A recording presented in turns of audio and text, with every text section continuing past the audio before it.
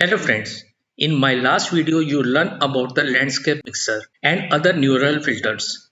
In this video you will watch the new masking tools in Adobe Lightroom and Camera Raw 2022. In a new update, Adobe is greatly increasing the masking capabilities of its Lightroom applications as well as Adobe Camera Raw. While it is not as powerful as what is found in full-fledged Photoshop, you will find yourself wondering how you never lived without it. So today you will dive into the deeper process in advanced masking in Lightroom and Camera Raw.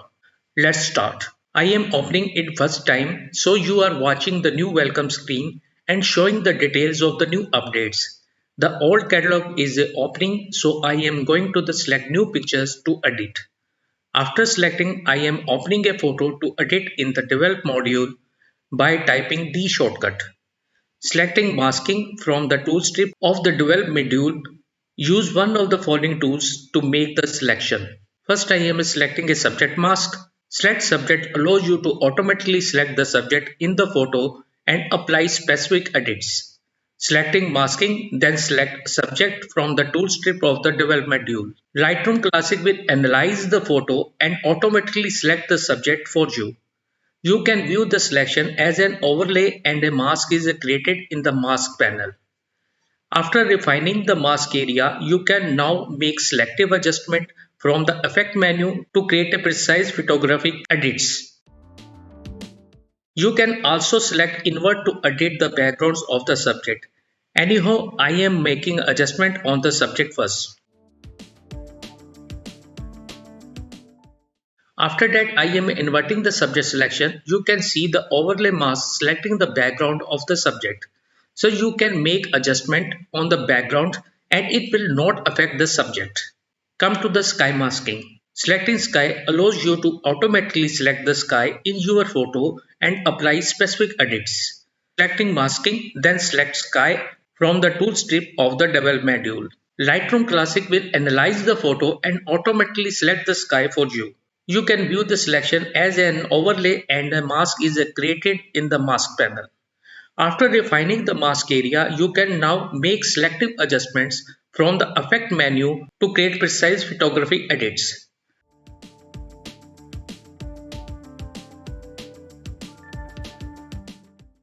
Till now you are adding masking on your picture. You can also subtract the masking area so you can edit rest of area.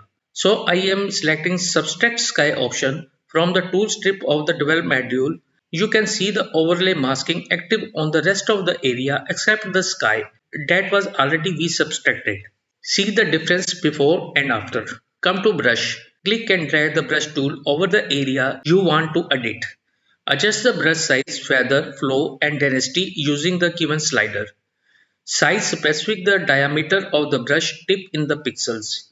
Feather creates a soft edge transitions between the brush area and the surrounding pixels.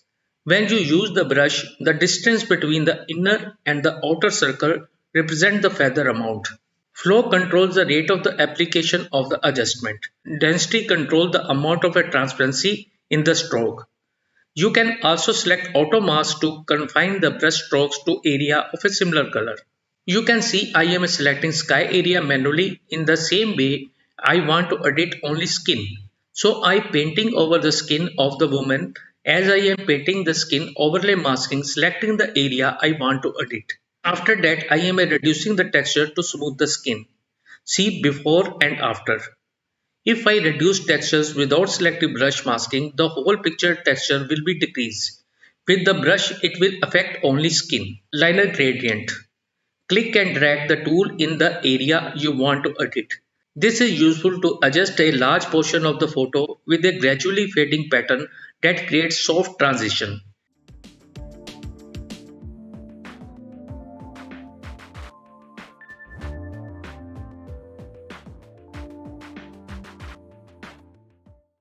In the same way, you can use radial gradient. Click and drag the tool in the area you want to edit. This tool helps you make local adjustments inside or outside an oval shape. Use the feather slider to determine how soft you want the adjustment to be. Come to color range. Use this tool to sample color within the mask area. To sample a single color, Within the mask area, click Color Range selector at the required location on your photo. For more accurate color selection, click plus drag an area around the colors in the photo that you want to adjust.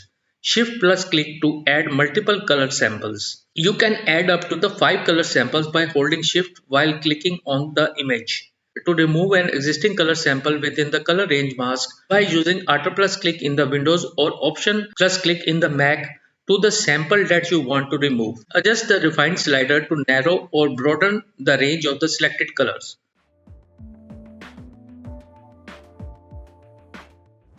You can see other red areas are also selected with this masking. So I am unselecting unwanted area with the brush by holding Alt in the Windows or Option in the Mac or select Erase in the brush option. See before and after, you can see the red color converted to the blue. The next masking is a luminance range. Select a point or area in the photo using this tool. All areas with the selected range of brightness will become a selection. This way you can make precise adjustment to just those level of a brightness in the photo. To select a luminance range within the mask area, adjust the luminance range slider to define the endpoints of the selected luminance range. Click plus drag an area on the photo you want to adjust. It is recommended to select a small area to narrow down on a specific luminance range. Select the Show Luminance Mask checkbox to view the luminance information of the photo in black and white representation. The part in the red color shows the actual area masked by the luminance range mask.